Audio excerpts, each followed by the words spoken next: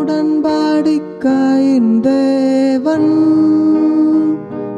நம் உண்மையில் பிசகாதவர். உடன்படிக்கையின் தேவன் நம் உண்மையில் பிசகாதவர். தாவீதுக்கு நான் பொய் சொல்லேன் என்று சொல்லி சொன்னதை நிறைவேற்றுவீர்.